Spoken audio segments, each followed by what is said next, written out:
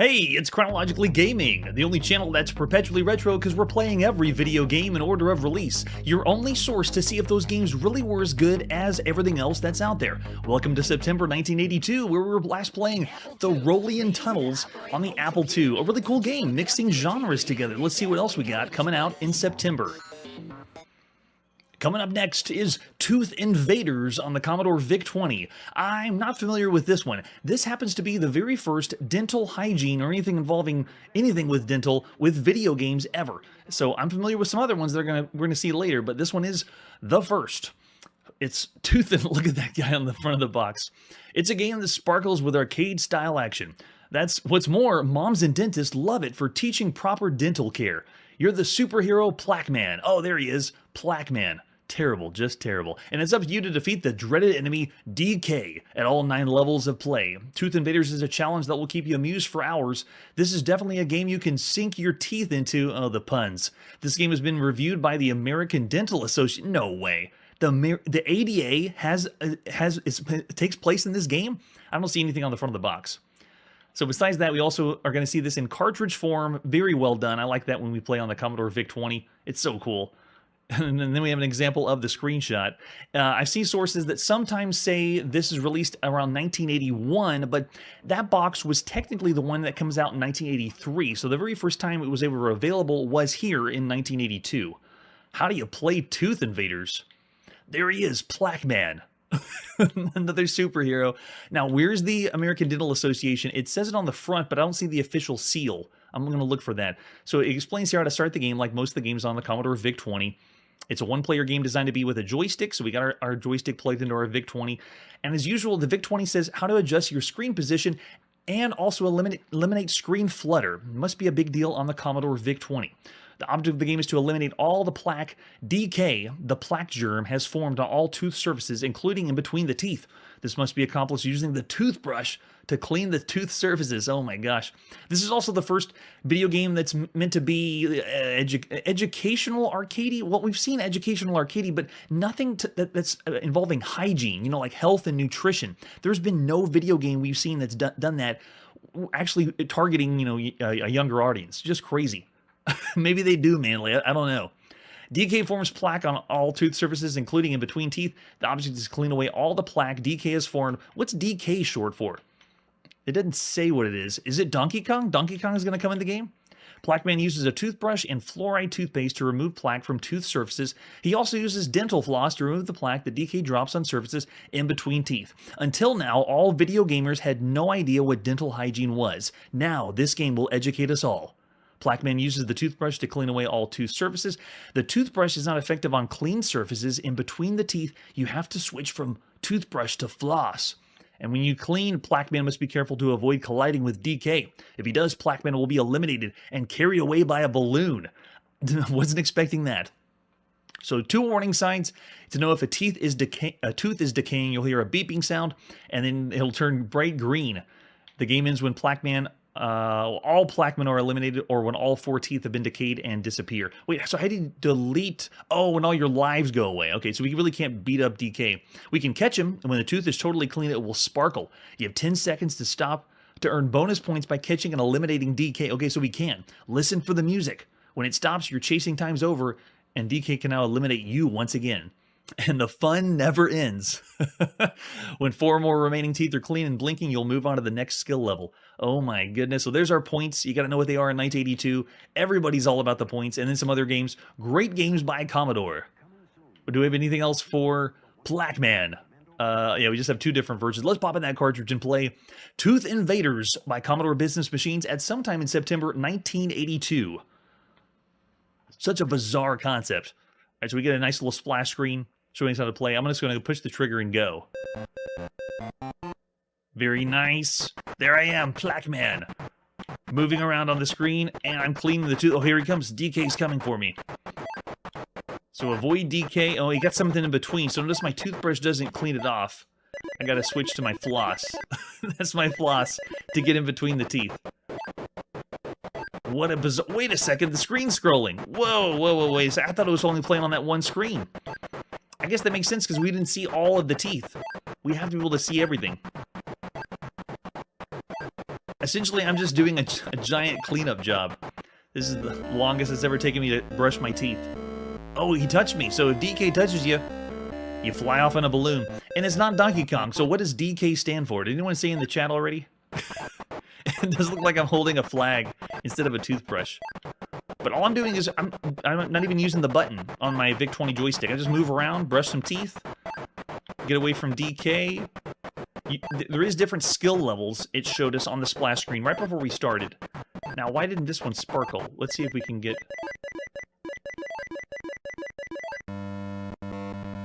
Yes, sparkle! Go get him! So I'm going to run after and see if I can get DK. Yes! We can wipe him out! Defeat gum disease by the dreaded gingivitis. I just feel like I'm doing a monotonous task. This couldn't have been fun for kids. Oh, I'm still flashing. Nice. Oh, I can get it. Can I get him again? What? Oh, I gotta hear the music.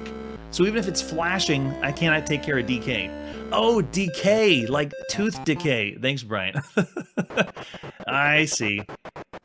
The puns are flying right over my head. So it looks like he can't touch that tooth. That's cool. So now we move on to the next one. And I don't think this really has a victory. This is a score attack style game, which is, you know, the norm. But let's see if we can get this one to power up. Yes. Okay, we got the music. Go for DK. But this essentially means I'm just going to play this over and over again. And I could try different skill levels, make it a little bit more difficult. But you get the concept. This is very impressive. I got another one. This is the easiest skill level. You can see how well I'm doing. I can just imagine maybe a 5-year-old playing it, because all you got to do is move the joystick around. This is pretty cool, though, being able to scroll around freely. A screen that is kind of like a top-down style view. And we're not really seeing him completely from the top down, but it's essentially the games that we rarely see on home computers, like the ones that Crystalware made, where you're able to wander around freely like this. So action-wise, it has the elements of Pac-Man, because, you know, you do something to get a power-up, and then now you can turn the tables on the dreaded tooth decay.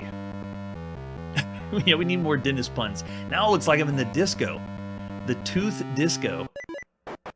Oh, my music went away, so I won't be able to take care of... Oh, he got me again. How many lives do I have left?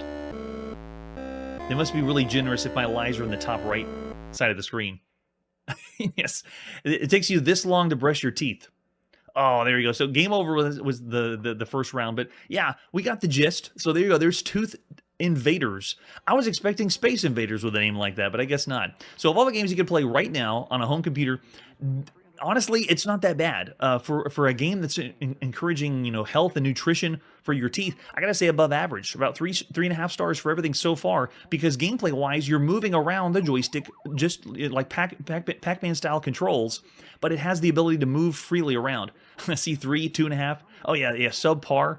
I'm seeing from the chat. So 2.5 from everything we can see so far. Gameplay-wise, though, it has the elements and it has the polish of a very good game.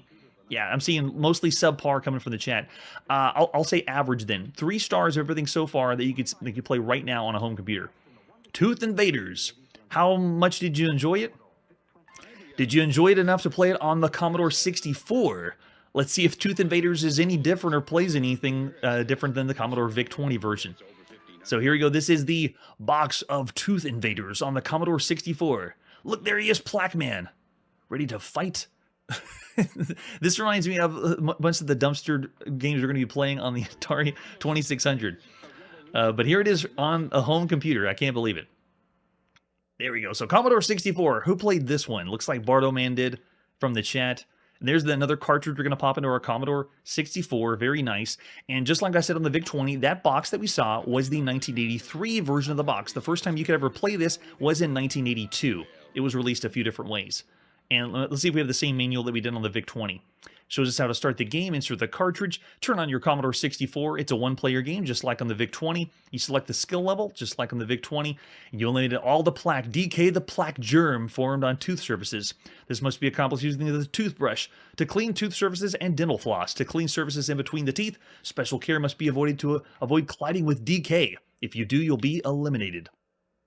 Hunt DK from the plaque germ, detect decaying tooth, and then you can press the action button. Oh, it's different, to change the standard screen to the zoom screen. This will give you a close-up view you have to use for brushing and flossing. The tooth on which Plaquemine appears in the standard screen will be the same tooth he appears on the zoom screen. So there's two views on this one. DK forms plaque on tooth surfaces, including the surfaces in between teeth, so you have to clean away them using the toothbrush and the floss. You use the toothbrush, fluoride toothpaste, and the dental floss to remove plaque that DK drops in between teeth. Plaquemine uses a toothbrush to clean tooth surfaces. Fluoride toothpaste must be added to energize the brush. This is done by passing the toothbrush through the toothpaste. What? They're making you work even harder for the game? It will not clean away the plaque from the tooth surfaces if you don't get the toothpaste and the toothbrush. Why? Why would you include that as a feature? And then we have the floss power. You have to be careful to avoid decay. Do we have the decay alert? Yeah, if a tooth is decaying, you'll hear a bonging sound. A small tooth at the bottom of the screen will turn color, like green, like it did on the VIC-20. And then the game ends when all your Plaquemine are eliminated. You can also get a totally clean tooth that'll sparkle. And yeah, so the fun never ends. It's just like it did on the Commodore VIC-20. Oh man, it's just crazy. All right, let's pop in and play Tooth Invaders on the Commodore 64 at sometime in September 1982. Yeah, where is the mouthwash? Don't eat the squid. I don't know. We're going to do again skill level 1, pushing trigger on my Commodore, and we're in. For this one, I'm going to raise up the volume just a little bit. Same sound, but they're using the Pokey chip, or not the Pokey chip, they're using the SID chip for the Commodore 64. So we got something better. So there I am. Look, Plaquemine. So we're in view number 1, and if I push the button, I just zoom in. But oh, I didn't bring my toothpaste. Okay, so it's different. You got to get your toothbrush. You go pick up the toothbrush, and this is down to switch to floss, I guess. How do you... Oh, you zoom in, and then we can... Oh, wait. No, we got to do the toothpaste. Man, they have steps for this. How do we get the toothpaste on there? Did I get it? Okay, I got it. Okay, so you just brush over the toothpaste, and I think we touched DK, yeah, so now we died. So honestly, the way that this is programmed is very impressive. For a home computer title, being able to freely scroll, flipping screens, and using elements of picking up power-ups is great, but the concept is where it's boring or drags it down. So yeah, the concept of let's go over to the toothpaste, yeah, get the toothpaste, then zoom in, and then clean teeth. And look, yeah, it's freely scrolling just like it did on the VIC-20. We're really zoomed in this time, though. They're cutting off part of the screen. DK's moving a lot faster, too. Let's see if we can switch. So this means I got to zoom out. I got to go back to the toothbrush, drop the toothbrush off. There we go. Then after I drop it off, then go pick up the floss. Go in, and now I can floss in between. Whoa, that is so tedious. It's really it's trickier than it is on the VIC-20 now. If I was a kid in 1982, I wouldn't even want to brush now. Be like, Mom, it's too hard. You saw how difficult it was on the Commodore 64. It just takes too long. I don't want to brush my teeth. Can I even go? Yeah, you can scroll all the way across. But as long as your toothbrush is flashing from the fluoride toothpaste. Wow, they made a concept that was an interesting idea, even more complicated. No, they didn't. The tongue is not even a part of this. Oh man, there should be a shaving game, Errol, if we see one later. And notice how the teeth are changing color.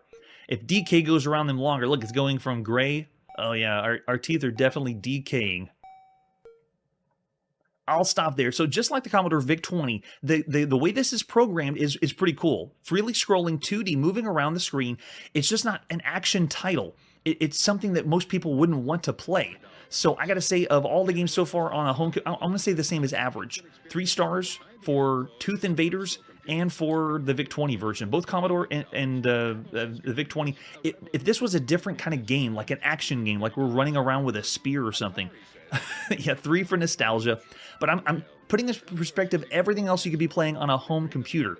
It would be enjoyable because of the gameplay, but the theme is just terrible. Yeah, I'm seeing still around average and in subpar too. So if you grew up with this one, please tell me down below in the comments your terrible experience with not wanting to brush your teeth or play Tooth Invaders. Yes, there's better things we're going to see later. But you got to admit, on the Commodore 64, this is pretty good. This is programmed very well for a Commodore 64 game.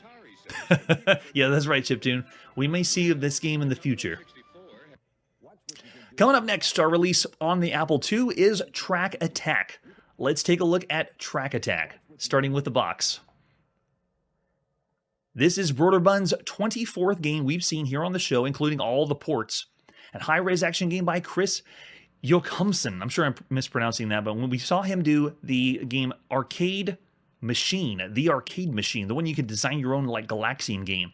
So this one is fresh off the heels of that one. His next game is Track Attack. This program teaches you how to rob trains. Straight up, I love it. A small railroad yard somewhere between Elizabeth, New Jersey and Johannesburg. Gold's being loaded on the Broderbund Express for shipment to San Rafael, California.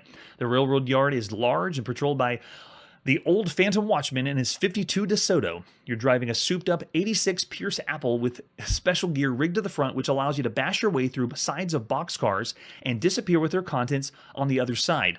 Your mission is to ram the boxcars, steal the gold, jump the train, commandeer the engine, pick up the stolen gold, and cart it away. The Phantom Watchman's mission is to stop you, and he's very good at what he does. Good luck.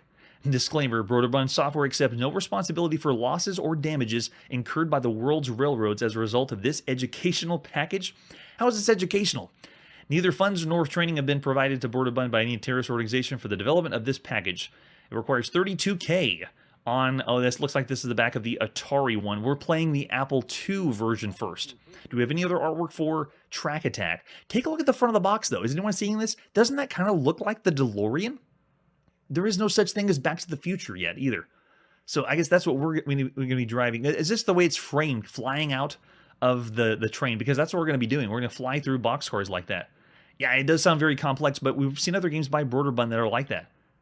There's the ad you would have seen in magazines for the time. Apple Panic, we've already seen. Space Quarks, we have not yet. Genetic Drift, though, yes. Very well done Space Zap game. And there is Track Attack down the bottom right. With an example of the screenshot, let's pop in and play some Track Attack by Broderbund. It's sometime in September 1982. So for this, I'm going to speed it up because we're going to go past the crack screen, and I don't want to wait for anything to load. We're not giving you the true 1982 loading computer experience. There we go. Now, what we see right here, can everyone just realize how amazing this is? What you're seeing is the second game mode. This technically has 3 game modes. We most likely will not see this game mode, but I'm glad they're showing it here so you can witness what's happening. This is, after you have stolen some of the gold bars, you have the ability on your car to jump from your car to the moving train. When you do, it switches to a side-scrolling platform game. Look at the sprite. Look at the character that's moving. And then if you get to the front, like they did here on the cutscene, then you jump on the train and you commandeer the train. Now you can control the train on the tracks rather than your car. It's amazing. And just bear in mind, the only other 2D scrolling game we've seen on a home computer was Pogo Man. Everything else that's out there is available in like the arcade. Think a Jungle King. So like there's not a lot of there's very few 2D scrolling. This is so impressive. Now I don't think we're gonna be able to get that far to be able to play it myself though. It's very tricky to get to that second game mode. So the main game mode is going to be playing like we'll see the first one. That'll be the most that we'll see. But then after that, the second game mode is the 2D scrolling mode. And then after that, then it turns into you controlling the train from the top down. Okay, so here we go. We're starting off with a top-down view of everything on the fixed screen. So nothing's going to change here. And as soon as it boots up into the game, then we can control a car that can move around the screen. All right, here we go. All right, so we're in. I'm controlling the white car at the top of the screen, and as I move around, there we go. I just stole one of the gold bars of the track, and now I'm going to make my way back to the bottom to collect it. But I have to avoid the green car. Don't go into the green. This is so strange, though, because the joystick for the Apple II is not responding. Only the keyboard is working for me. So I wasn't able to get the controls to work correctly. I also don't hear any sound whatsoever. It's like they didn't program the sound in. Let's see if I can get out of this loop. Yeah, it's not... The control seems not as responsive, but you can definitely see the vibes of the game head-on. Oh, there we go. Now we got some of the farts after I turn in my gold. And you see it shows up at the top. The top right of the screen shows all the gold that you've turned in. So anyway, it is head-on for the first mode, and you move around the track trying to avoid that green car, make sure he doesn't steal your gold. But then you're trying to make a steal. There you go. Got another steal of the last car of the train. And then you got to make your way back to the bottom right of the screen. If you do, then that adds up a surplus of gold. Over on the far left side is where you can try to attempt to jump on the train. But this is if we can get our gold back. Looks like the car stole it from us. I know, it did the explosion sound, but notice how the sound is very lacking in the game itself. And the reason why I say it's difficult to get to the second game mode is I've tried so many times in playtests over on the left side, far left side, trying to jump on, because there's only one video I've seen of someone that had cheats turned on where they were able to get the car to go and leave the car and jump on the train. Every other time I've seen someone play the game, so there we got 2 gold bars. Oh, we crashed that time. So every time I see anybody else play the game, though, they're not able to get on the train. All they do is show this mode the entire time. So everyone thinks that this is the only mode. So there we go. We got 3 gold bars. Let's see if we can attempt, because you have to time your car with the train on the left side. It's extremely difficult. And that's true, Curtis. It also might be that as well. Let's see if it lets me put in my high score of 118. All right, so that's the farthest I'll play of Track Attack on the Apple II, and I want to go ahead and say, because I couldn't play the later game mode, if I could, I want to see what it's like to experience the 2D, the scrolling platformer. But I'm going to say 3.5 stars for now. If anyone is able to help me out or show me how I can do get to that game mode to play it, then we'll check it out. All right, in the meantime, we also have the release of Track Attack on the Atari home computer. This port came out next. Let's check it out. So again, the box looks pretty familiar. In fact, we even looked at the back of the Atari box in the last one. It is us flying through, picking up some gold from the train. Flip it over the back, and it should look identical. Yeah, it's the same one that we had on the Apple II. So Track Attack has some really cool front of the box, though. Broderbund did a very well done job. Here's another ad you would have seen for the time. Some of the games we've already checked out were Dueling Digits, David's Midnight Magic, Choplifter, insanely good. That one should be actually at the top of the stack. We haven't seen Serpentine yet. We had a reference to it in the chat last episode. Then Star Blazer, I believe we've already seen that one, and Labyrinth. So the only one we're missing here, I think, is Serpentine that we haven't seen from that ad. With a little screenshot for you. So this one has a different version than a cracked version. We're going to pop it and play Track Attack by Bill Hooper, ported over by the Solitaire Group, published by Broderbund at sometime in September 1982. Yeah, I know, right? All you do is the same box, then just put a sticker on for each port. Makes it easy, right? There was another really good game we played by the Atari Program Exchange that was a top-down view like Rally X or Head-On, but it was called Getaway, and that was really, really impressive. So check out Getaway if you like that the top-down view. So this one starts the same as the Apple II. This game mode we probably won't see, but it's a 2D scrolling platformer. You're jumping from train to train. Such a cool idea. I really would love to see that game mode. Let's try it. Here we go. Pushing start, and we're in. Alright, so I'm controlling the blue car this time. The enemy is the green car. The train that's moving around is completely random. So I picked up 1 gold bar. From what I've read, I can just cash this 1 gold bar in, and then now I can try to make an attempt to jump. So you have to get the train to show up over here on the far left side where my blue car is. If I am lined up with the blue car and the train on the left side, I should be able to make the jump to the train. Darn, and it got the crash on me. I was going to try it there. That's true. It does not. Now we got some really good sounds coming from the Atari home computer. Actual train sounds. All right, so steal another bar from the track, or from the box car, and then we're going to make our way back to the bottom, cash it in. You can only do one at a time, too. So you see, I just stole another one. We'll go ahead and cash the second one in. Let's see if this one... Oh, let's see if the train goes. Oh, let's see. Come on, keep going. Go around, go around, go around. Darn, so I didn't get a chance to jump on it. So you have to be able to make the jump on the last box car sometime. See, I tried that again. It still didn't work. It's supposed to be you push the only button on your Atari VCS joystick to make the jump. But I haven't been able to attempt it. As far as I'm concerned, it does not work. All right, we'll go cash in another bar over here. Make sure you avoid the train, because if you've already turned in one of the... Oh, it got me. If you've already turned in one of the bars, yeah, that was a fast game over. It'll crash into the train. A very overly ambitious title. There's been several games that do stuff I'm so surprised of, but usually the delivery is off. So that's why I'd love to see what the control is like for the platformer. Pogo Man was pretty well done. It was really good. I was impressed when we played that. Oh man, it got me again. And sometimes I forget I'm playing head-on. I gotta watch out for the other car. But mixing games together is really awesome. So you would find enjoyment in this one. Definitely worth the, I'd say, 3.5-star rating. If I could find out what the platforming feels like, I'd rate it higher. But tricky to pin down that second game mode. And then after that, even if you can get to the second game mode, then you also have the option of the third game mode. If you make it to the front of the train, then you get to control the train and move the train around collecting more gold bars. So lots of variety here. Really, really nice.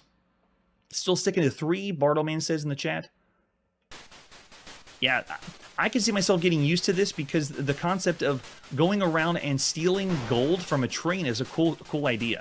All right, let's see if we can make our way over here. Turn in one of the gold bars. Can I jump? No, it didn't make the jump there. I think the only place that you can jump onto the train is on the left side. Going over this way. We'll grab another one. But I love the ambition. Really, really cool that they incorporated multiple genres into one game. Darn, see, and you also have to figure out the timing of where the train's going to go. It's all random. Oh, raising the score just a little bit, Errol says in the chat.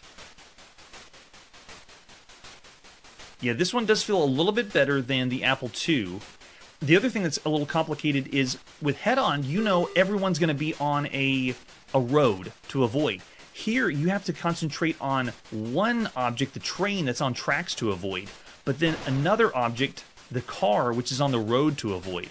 So you can see the car just stole a gold bar. The car changed to gold, and now I can go turn this in, but now, oh, okay, the car just returned one of the gold bars back on the train. So it's working against us. Okay, got it. Looking good. Let's cash it in, and then let's see, can I, no, still can't jump on. Let's see if we can do it. I don't think we can do it here. Yeah, it has to be on the edge. So you have to get your timing right. Come on, go, go, go. Oh, I did it. I did it. I don't believe it. Wait, what happened? I'm controlling, wait, now I'm just controlling the train. I'm picking up the gold bar. So it switched to game mode 2. I don't believe it. So I didn't jump on the train and it didn't go into the side-scrolling platformer. Oh, but if the car hits us, then we blow up. Wow. All right, so I wasn't expecting us to see another game mode being able to control the train. Too cool. Okay, so then yeah, I will adjust this one because the Apple II seemed a little bit off because you didn't have the joystick control. It was possible they were playing the cracked version, but I'm going to say for the fault of that, let's say 3 stars, just around average for the Apple II version, but I'll say for Track Attack on the Atari, yeah, we'll say 3.5 for this one. Of all the games you could play.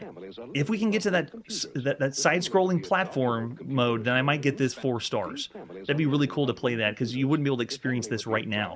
What do you think of that? Yeah, there you go. Yeah, challenging, definitely. I see a lot of 3.5s from the chat. Still lots of fun, though. Really, really fun. All right, it's time to put our video game playing on pause. Be sure to check out next episode where Mattel's M Network is going to port over another game to our Atari VCS. And for the very first time, we have an arcade staple that's officially coming home. That's it for today, and like I always say, time keeps on slipping, slipping, slipping into the future.